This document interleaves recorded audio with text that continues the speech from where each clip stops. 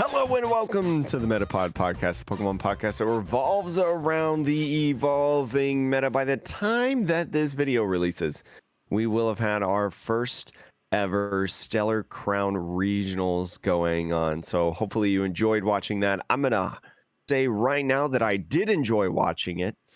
We're recording this a little bit earlier just because of some schedule stuff going on, but making sure you get your premiere Tuesday podcast, your premiere Tuesday morning session with the podcast that revolves around the evolving meta. But anyways, Sean, how are you doing on this lovely day? I'm good. It's we're back to the morning record. No night records for this one. So you can see all of the harsh lighting, but I can see beautiful scenery, Jake.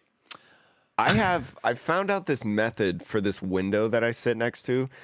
Audio only listeners, I'm sorry that you have no idea what's going on, but I sit next to this window, and video listeners and watchers will know that it gets really bright sometimes when we record. So between the blind and the window, I have a broken down cardboard box that I got from like a package or something, and I've slid it between the windows and the blinds, and it actually works out pretty well. I've done it for like the last week or two. Yeah. And I like the results from it. So if anybody's looking for a little cheat, any content creators out there, Cardboard box. I mean, it worked out a lot better than I expected, but Yep. Keep those Amazon boxes. Reuse, recycle. Exactly. But like Jake said, we're coming at you early. We're gonna do a few things today. Some updates on some new content series from the Pokemon Company. A way for you to actually keep track of tournament registration, but then we're going to be making predictions on what the first weekend in the Stellar Crown format's going to look like. And you, the listeners, and you, the viewers, can immediately know if we were right or wrong, because this is before the regional. We're just going to put ourselves on the line completely and absolutely make fools of ourselves. Unless it's so bad that I edit it before the video releases and make some small corrections, but we're always honest here in this. I'm pretty sure I did say, I went back and listened to this, and I think I messaged you, Sean, about this. The last regional, I'm pretty sure I said Raging Bolt was the play, and then we absolutely dogged on Raging Bolt in the results. So there's my honesty right there. Anyways, going into the episode, just before we go into this first piece of news story, this does relate to it. Sean, I forgot to tell you about this. I posted this in the Discord, so if you haven't seen in the official Metapod Discord, link in the description below, this will be news to you. There is a code to get 3 Scarlet and Violet Stellar Crown booster packs as part of this upcoming series that we'll talk about in a second. All you have to do is type in the insanely long code of Geek and Sundry Stellar. I will type the whole thing out in the description and show notes for you, so make sure to go check that out. Or again, go to our Discord and see it right there, so then you can copy and paste. But it's Geek and Sundry Stellar. It'll get you 3 Stellar Crown booster packs in celebration of a new episode that happened. A Pokemon official mini YouTube series featuring Terry Crews, of all people, and other celebrities as part of the Geek and Sundry YouTube channel. Oh, so that's Geek and Sundry, not Greek. Oh, I'm sorry, Geek and Sundry. Sorry, can't read. So the code is Geek and Sundry. The channel name is Geek and Sundry. But yeah, they are doing a lot of Stellar Crown battles in the trading card game with various celebrities and doing like interviews and stuff with them. So the couple celebrities that they've had are Terry Crews, which I was shocked seeing that on Twitter the other day. You've got Jacob Batalon from Spider-Man No Way Home and Abigail Breslin from Zombieland. So Sean, you said that you watched the Terry Crews episode, which is the only episode at the time of this recording that's released. How was it? I mean, look, I'll say this. It was very well produced in terms of like the camera angles and the setup. and like, you know, the set design and dressing and the table that they're battling at. I'm like, that's a dope looking table. Let's get that Hmm. at the next regionals. Like Yeah, it's it looks really good. yeah, like there is definitely some stuff here where I'm like, you know, this is really well done. Um, but I will also say that I watched the video and I thought to myself, who is this for? Like what is the seriously, like, well, who is the audience for this series? Because everyone that was in the show is fine. Like, I don't blame anybody that was like Terry or the host. I don't blame anybody for this. But the reality is, you have a host who I would imagine either works at the Pokemon Company or is like, I don't know them specifically. They're very familiar with the Pokemon trading card game, though, because they were helping to coach the Terry Crews along. But Terry, who's a wonderful person and actor, is not familiar with the TCG, and he didn't try to play it off. He, you know, at the upfront, he was like, "Yeah, no, I'm new to the TCG. I'm just learning, and so like that's great. I love people that are learning." But I just kept thinking to myself, I'm just like, okay, but you're doing a showdown. So, but if you're doing a showdown with a player who's like effectively never played the game before, like it's not really a showdown, right? Like it just Hmm. feels weird. Like I'm watching somebody play the game for like the first or second time ever, and being So taught. if you've never heard of Greek and Sundry, which I have Geek and never, Sundry. Geek, I'm so sorry, Geek and Sundry.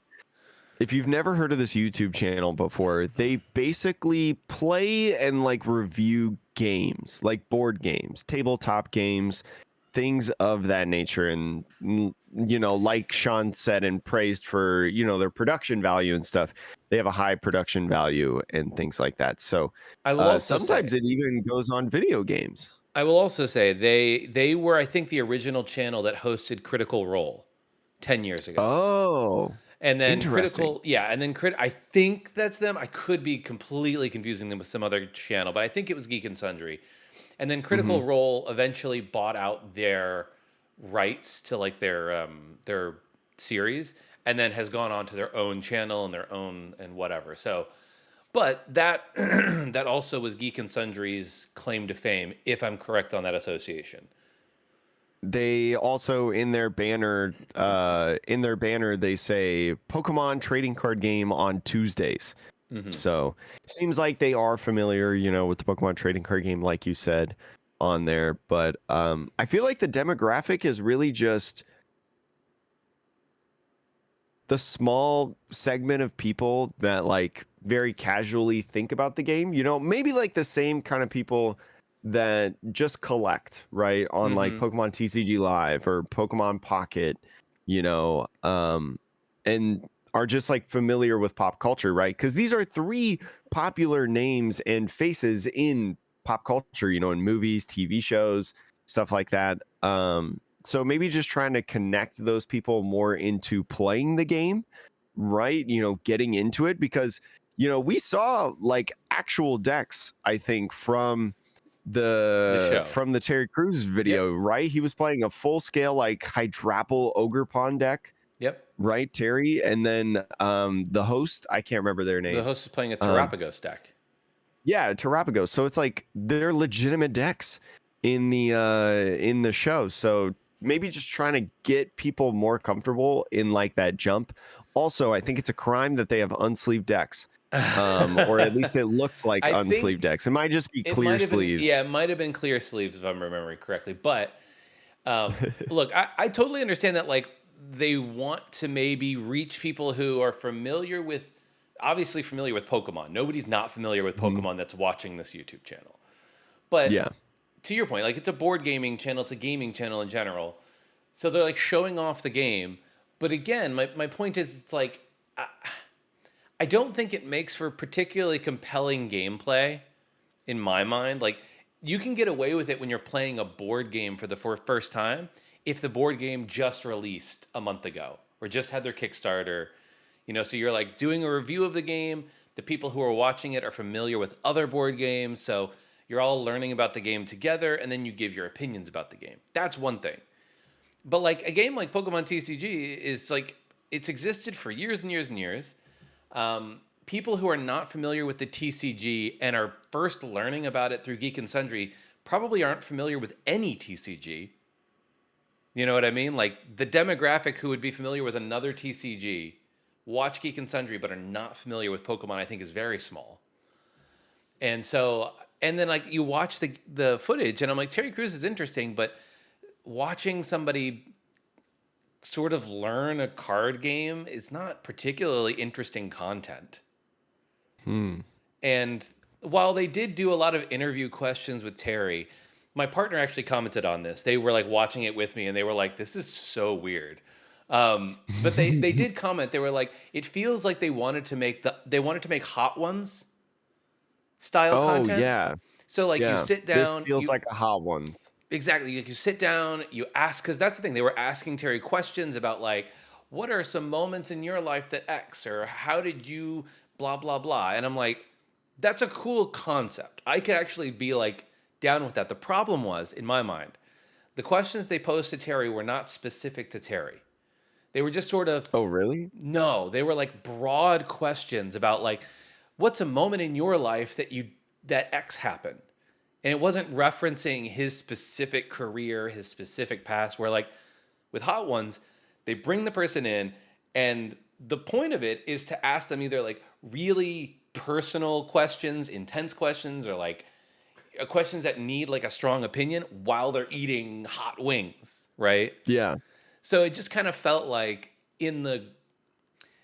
TPCI has a desire to keep their game very friendly and maybe a little homogenous in some ways, which is just the reality of when you're trying to appeal to as broad of a demographic as possible. But I think this one episode at least was an example to me of you've sort of flattened out the interest of the content too much to where I'm like, I don't see who's going to watch this all the way through and be like, that was great. It just kind of was bland. Do you feel like maybe like just Terry Crews fans? Maybe not even like Pokemon fans. Dude, I don't think so. I think Terry Crews. But how do you get Terry Crews fans to watch this? Because it doesn't. Well, maybe it hits their like algorithms and stuff because it's Terry Crews. But did Terry Crews like post this? Maybe he probably. I mean, look. I just saw the Pokemon company like post this. I mean, I'm gonna say something now that's probably wrong, but I work in advertising, and I'm gonna tell you what it feels like. This feels like an idea that came from the media agency or the PR agency who had an interesting deal worked out that they could do with Geek and Sundry, where it's like, hey, we pitched this idea of like, we have a new set coming out. We wanted to get ideas from a bunch of different media companies. Geek and Sundry came back with, what if we did a PTCG showdown featuring a host from the Pokemon Company and a roster of different celebrities. I have seen pitches from media companies exactly like that for advertising campaigns. That is what this feels like. And advertising campaign content like that usually does not end up being particularly interesting. So that's, I might be wrong. Maybe this was like some direct reach out. Maybe this idea entirely came from somebody at the Pokemon Company. And, I apologize if it hurts their feelings. But my opinion is it kind of turned into milquetoast content, which I think there was like a nugget of a good idea in there, and it just wasn't allowed to blossom fully. Terry Crews in the last week has not posted on Twitter about this collaboration show series. So slight missed opportunity in my opinion. But yeah, anyways, I know that was quite harsh. It's not meant to be harsh. Like, I think there's a lot of... We want to be we want to be like fair and critical. We don't want to say like just like, oh, this is like we rag on stuff that they do from time to time. Yeah, I will say, But it's all in fairness. the Amazon Prime show, I haven't watched more than the first like 3 or 4 episodes, but that Amazon Prime show we did talk about, the Road to Worlds or whatever it was called. Hmm. That one though, that show after the first episode was pretty good. So props to the Pokemon Company for that one. In other news as well, there was a lot of storm in the last week over on X, Twitter. Sean, I know you missed it because you're not on Twitter anymore.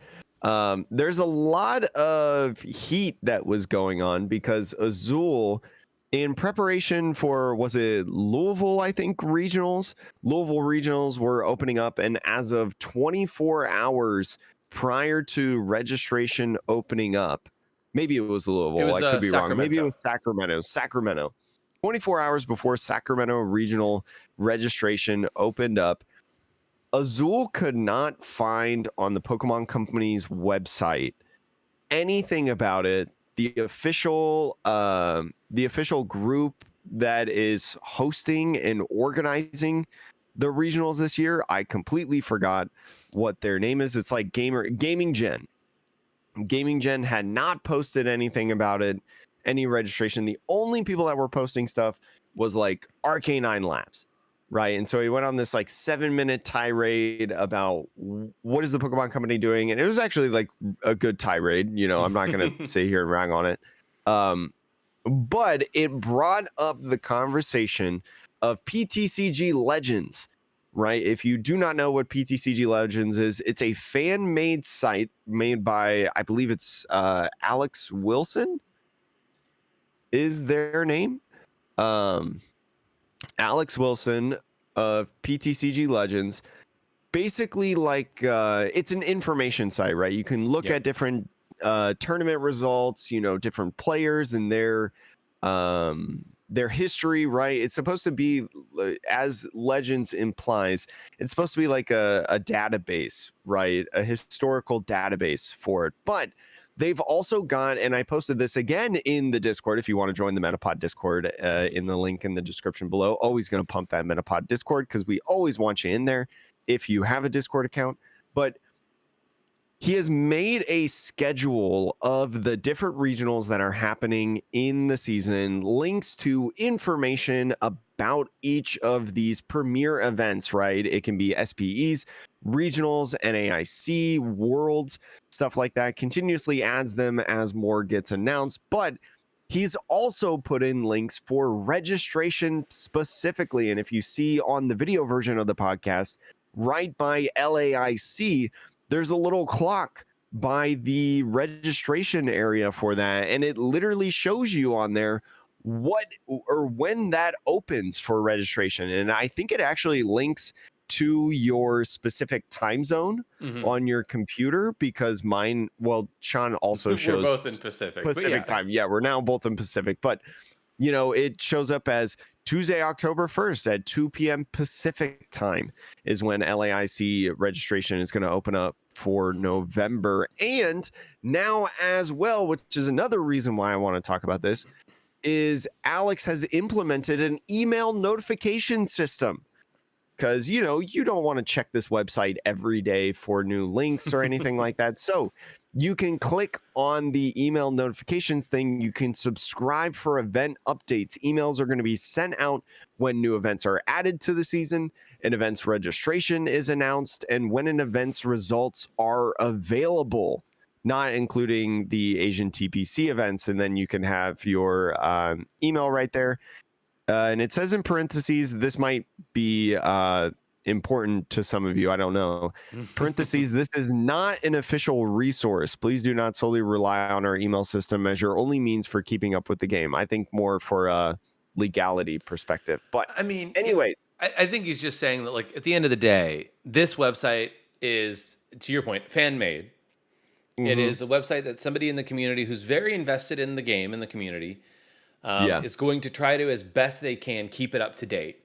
But the reality is finding these links and finding these registration dates and times is something that Azul pointed out is it is a mess. Even though we have a fan, one person is out here putting all of this work in that the Pokemon Company, frankly, should be doing. The reality is they still have to find that information somewhere themselves to put it on here. And it's crazy. I've always felt this way, Jake, about registration for big tournaments, is that like, even before this season, it was always a mess. It was always like, you have to know who the organizer is in order to go to their Twitter to see if they've tweeted when they're going to register and what the link might be. And if it's not there, is it on the RK9 Twitter page? And it's just like, why is registration for all of these events, in my mind, going through, and whoever the organizer is on Twitter, why do I have to know that? Like, I play the Pokemon. It's also one of those things too that, why is it not just like on their website? Yeah, when on the it's Pokemon about the event. Like, there was something that you constantly said, like, through their Twitter account. It's on their Twitter account. It's on their Twitter account. Well, Sean, you don't have Twitter anymore. So what if you want to sign up? Like, you just have to know that, like, it's gonna be on RK9. Yeah. And you just have to constantly check. And like, someone who maybe is signing up for their first regional for the first time, they are not going to know about RK9, because why would they? You know, you would think that you would just check the Pokemon website, right? Yeah. So this is a shout out to anybody who is even like remotely possibly interested in doing an event. Maybe you're not solidified in ever doing a major event someday, but you're like, you know, maybe I could go to NAIC this year, or maybe I could go to Worlds this upcoming year because it's nearby. PTCGlegends.com. That's going to be the website for you for registration information. It's going to be a great hub. And then, do they have like a Patreon or something? Yes, they have a Patreon and a Discord. So make sure to go support them if you want to, because we want to support our local community. I guess it's not really local, but our community that tries to benefit the overall scene. Yeah, I mean, look, they're putting in work. You know, this is they are doing the Pokemon Company's job by doing all of this. So seriously, it's it's one of those things where it's like, it's amazing. It's great that Pokemon has such a dedicated and resourceful fan base, but some things should not be put on that fan base. And registration for events is one of them. Yeah, and it's crazy because we haven't really done this song and dance on the Metapod, but this has been something that has been talked about from the community for years prior to the Metapod. Yeah. So it's not like this is a new problem or a new finding. It's just something that they just haven't figured out yet. I mean, it took them 2 years to put a battle log in Pokemon TCG Live, right? Think about how long this takes. Yeah. Well, Jake, speaking of tournaments, though. So the second half of the podcast is actually just going to be me. No Sean in this one. Originally in the episode before Dortmund and Joinville, we recorded what our thoughts were going to be about these two regionals, about the first weekend of the Stellar Crown format. And just to be honest, it was a little weird. Like, not only were we slightly off the mark, right, because we can't predict everything that's going to happen, and there were definitely some surprises here and there, but also, like, it just kind of felt weird the more I thought about it, and the more that we got closer to this episode's release date, that I was like, we should rather give accurate information. And so Sean agreed with me, and so I'm going to give you a little bit of rundown exactly what happened, because I do think that there were some really key points about these two regionals. Now, looking at Dortmund regionals, this is the one that was streamed. If you watch this through either the official live stream right from the Pokemon trading card game, or if you watched Azul's restream of the regional, it was the only one of the two regionals that were streamed, unfortunately, but there was a lot of great information inside of it. This is day 2 in terms of the statistics. If you're looking on screen here on the video version, on the audio version, if you can't see this, the most successful decks in day 2 of Dortmund, there were 25 Terapagos, number 1 deck heading into this day. Now, Terapagos, I don't know exactly how that is spaced out In a sense, it looks like, according to the Limitless data, it's just like a Terapagos deck. It's not like Palkia Terapagos or anything like that. Just like Terapagos, the main thing that's going on in there, and whether or not like Dusknoir, that package primarily is what is used. I really want to bring this up, though, because something that I don't think either Sean and I are expected, Terapagos was not one of the top 5 decks in the day 1 meta share. If you saw over in the official Metapod Discord, I posted the day 1 meta shares in there. The day 1 meta share looked like this: 17% Raging Bolt, 17% Charizard. Pretty even. Raging Bolt have a slight edge in terms of popularity. 10% was Dragapult with that new Crystal A-Spec. Regidrago at 8%, Lugia V-Star 6%, Gardevoir 5%. And then the best of the rest in terms of day 1 after that top 5: Terapagos, Dusknoir at 5%, Roaring Moon at 4%, Snorlax at 3%, Miraidon at 3%, and Ancient Box at 2. 41 decks not identified. So if you're able to do the math, right, 84 Terapagos started out day 1 of Dortmund, and then 25 made into day 2. You're looking at an extremely high conversion rate. Like, honestly, in terms of a main deck that is like more than, I would say probably like more than 50 people playing the deck in day 1, this is probably one of the highest conversion rates that I can recall in recent memory. I bet Regidrago maybe was somewhat up there, right? Especially at the beginning or the last event that Regidrago really popped off, being like a huge meta share. We talked about that on the Metapod. But this Terapagos, I think, after day 1 specifically, shocked a ton of people. And even in Joinville as well, there were almost a majority of Terapagos. Day 2 in Joinville, 9 Charizards, about 16% meta share in day 2. 14% Raging Bolt, 10% Terapagos, 10% Regidrago. So what we can say from these 2 tournaments in general is that the 3 decks, Terapagos, Raging Bolt, and Charizard, were the big winners, I think, of the weekend, and I think a lot of people would agree with me on that. Let's look at a couple different lists as well in terms of this, specifically the top 8 results. We're going to start out with Dortmund. Ryuki Okada ended up winning it with Dragapult Dusknoir, which is a very interesting deck, in my opinion. Playing that Crystal, like I mentioned, Sparkling Crystal, really good in a deck like Dragapult because Terra Pokemon need 1 energy less to attack. So really synergizes well with the 2 energies, the 2 different energies that Dragapult requires in order to use Phantom Dive of the Fire and Psychic in here. So using the Dusknoir evolution line as well, maybe to put out some damage, right? Especially with Dragapult only hitting 200.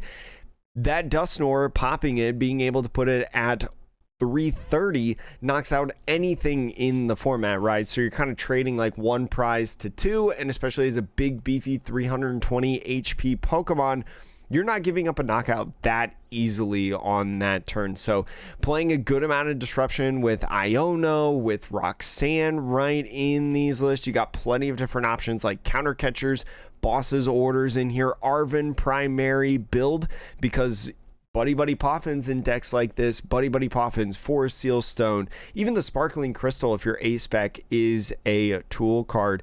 Just so huge in Arven builds. So this was the winning list. It was awesome to see this.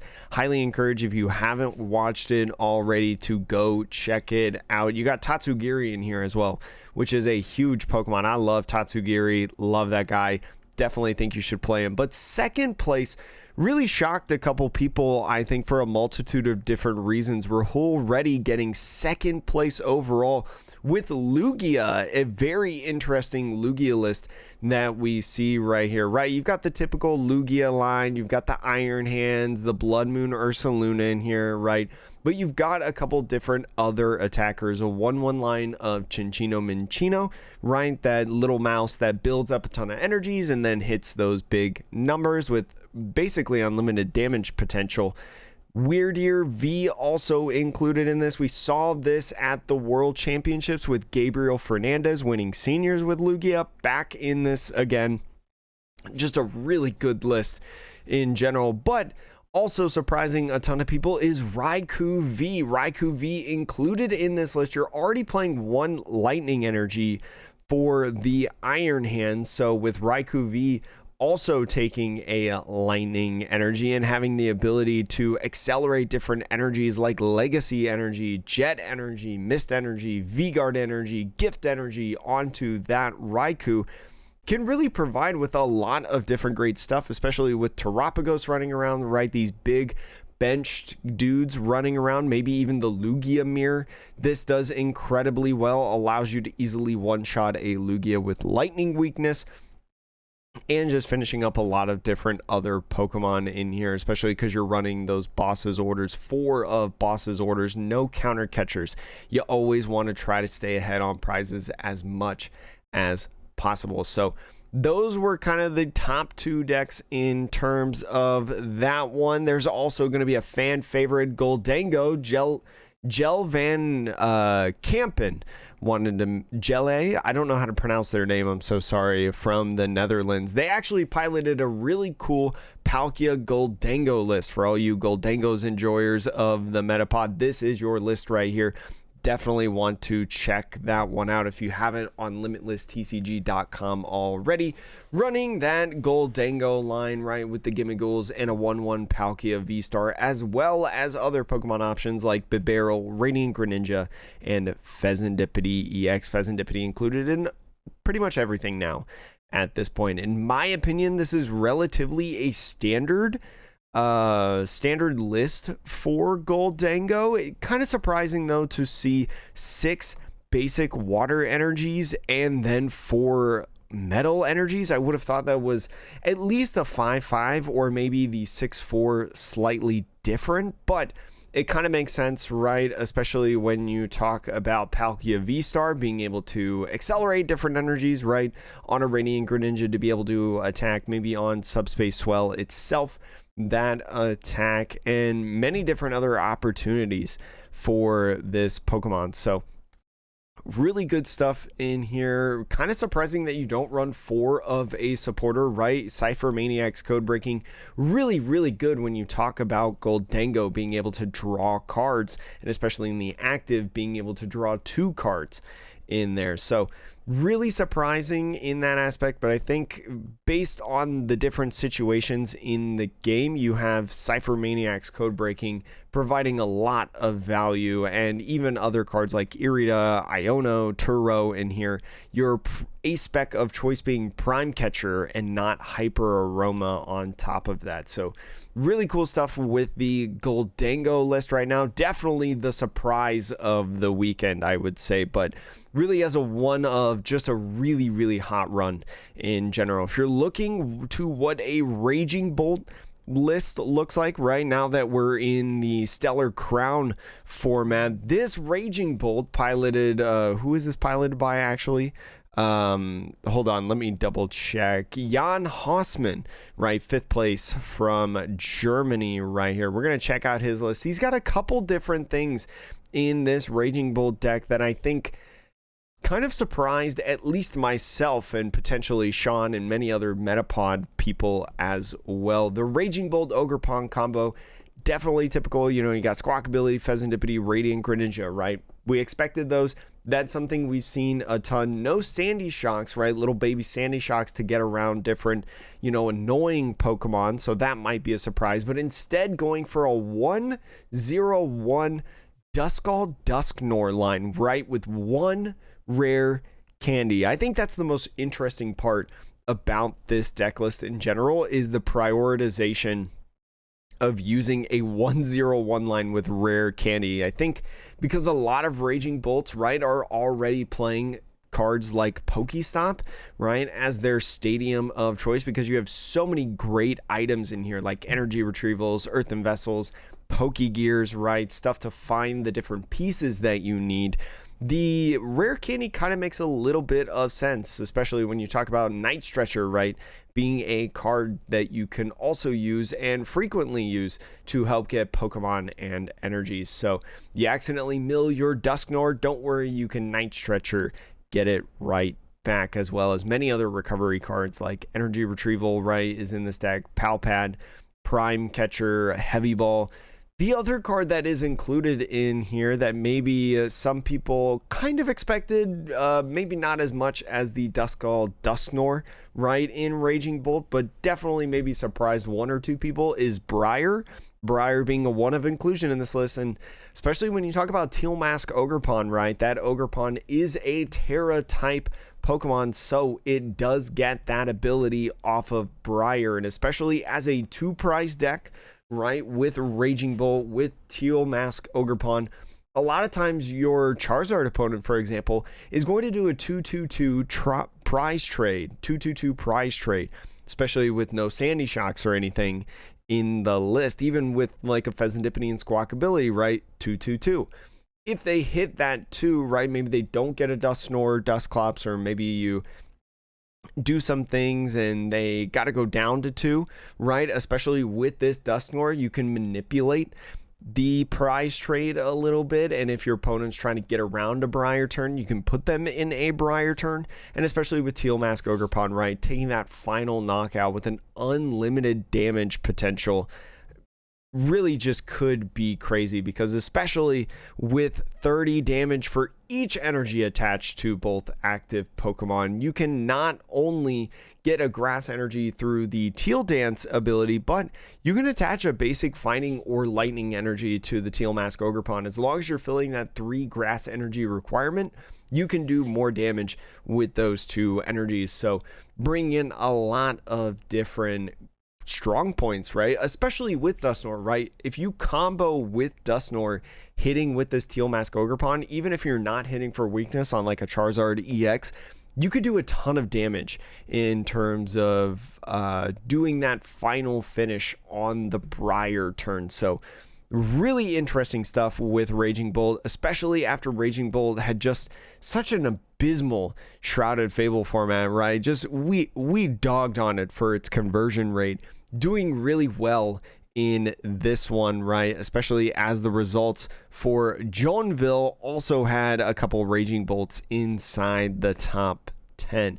Couple other decks that I want to talk about from Joinville before we end off this podcast. There was a Cloth deck that made, what was that, top 3rd place overall. Alejandro Luciano Ejo, hopefully I pronounced your name correctly, playing this Cloth deck. Now, thankfully, this Cloth deck does not use Dusknoir and Briar, but being able to hit for that weakness, especially with all the Terapagos running around, was probably huge in this deck's big run through the different days in Joinville. You've got some other sneaky tactics, right, with the Brute Bonnet being able to poison both active Pokemon, use Petra Run to put more damage counters on there, accelerate kind of a stally game plan, maybe knock out different Pokemon, and Secret Box being in this list. I think there's a lot of conversation that needs to be talked about with Secret Box, because I think Secret Box is really the key to a lot of these like more rogue decks, right? I don't know if rogue is the right word, or these surprise decks. I feel like a lot of times when we talk about these like, oh, surprise decks and these decks did super well, Secret Box goes alongside them. So you've got the Secret Box build with the Arven in here, right? Arven, a great card to be able to find different tool cards, right? Binding Mochi being utilized in this deck, definitely super strong, being able to add 40 damage from your attacks of Cloth, right? So this was my favorite deck of the weekend, the Cloth deck. I always love a good Cloth deck, and Brute Bonnet, definitely not the best deck, but if you hit the right matchups, you can get on a huge run. And let me see, I want to pull up maybe a after this Iron Thorns list. I'm going to pull up the Charizard list real quick.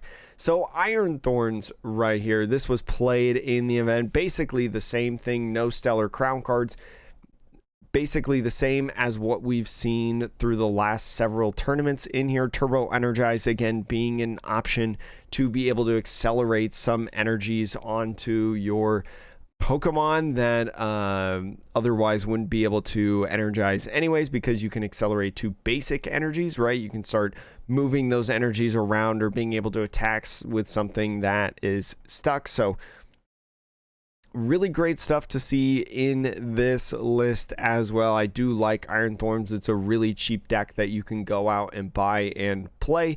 And yeah, I'm not going to say that it's a difficult deck to pilot, but if you want something to pick up, and I feel like you can pick up pretty quickly, I think Iron Thorns is there in terms of that. There are a lot of technicalities to Iron Thorns decks, right? We saw Daichi Shimada play it in the Champions League the other weekend in Japan, when they have, I think, access to a couple more cards with like the Surging Sparks or whatever set it is that we're going to get later in the year. But Iron Thorns, a pretty interesting deck, especially if your opponent's not prepared for it. And then Charizard here, Charizard also being, I think, inside the top 8 of Joinville. This Charizard deck, as you may think, is playing that Dusknoir. This one not opting for the Briar though, which I think is very interesting. Dusknoir, very strong, and when your main Pokemon attacking is a Terra type Pokemon, you would think that maybe Briar is something in this list, but this player opting not to use it. I think mainly that's because, like, at the end of the game, probably when your opponent's on like a 2 prizes left kind of turn, maybe you're going in with Radiant Charizard, right? Radiant Charizard with 1 energy doing 250 and even more if Defiance Band is involved in there, might just be forcing your opponent to be 1 prize, right? And then you get an extra swing, extra knockout, cleaning up with like a Charizard or something like that. Maximum Belt being used in this list. We see this a lot at times. This is, like I was saying, I think I've said this before with Charizard. Charizard is one of the most flexible A-Spec options, in my opinion. You can use the Grand Tree, you can use the Prime Catcher, you can use Maximum Belt, right? There's a couple different options that you can really make a case for depending on your build and depending on what you like to do with your Charizard deck. So no surprises probably with Charizard, Pidgeot running that Dusknoir, like I mentioned, having Cleffa as an option, really, really good. And then, yeah, just doing the regular Charizard things, running a 1 of Mist Energy in here, really nice. Being able to prevent attacks to my opponent's Pokemon, if that is what it's attached to, is really good. And yeah, I mean, the first Stellar Crown weekend, I think, was really interesting. There was a lot of cool things that people saw in here, but also I think it really showcased how strong like Dusknoir is as an archetype, right? We saw it played in the first place list in Dortmund with the Dragapult. That's the one that it's called. Stefan Ivanov played a really, really cool Palkia Dusknoir list that I highly encourage you check out, playing a 101 Greninja EX line, which is super interesting, being a fighting type Pokemon that can do a little bit of spread in there. So go see that if you haven't already. And the Terapagos with the huge conversion rate that it had, and a lot of these other decks that play that kind of line, right? We even saw in the whatchamacallit, the Raging Bolt deck, right? Dusknoir is in there. So there's a conversation going around right now with all of these decks running Dusknoir that, like, oh, is Dusknoir good for the game? Is Dusknoir bad for the game? I'm not going to say whether I think so or not, because I don't think I can really give you a good conversation on that. But if you want a summary of really what happened this weekend, and I'm definitely going to ask Sean when he gets back from traveling what he thought of the Stellar Crown weekend and how he feels about Stellar Crown so far. But just wanted to give you that summary. Thank you all so much for watching the MetaPop Podcast, the Pokemon podcast that revolves around the evolving meta. Sean was here, but he gives his regards, and I'm here too. So thank you again. Hope to see you in the next one. And yeah, check us out in the Discord. Talk to us in the Discord on your thoughts of the Stellar Crown format. Link is in the description or show notes below. And we'll see you later.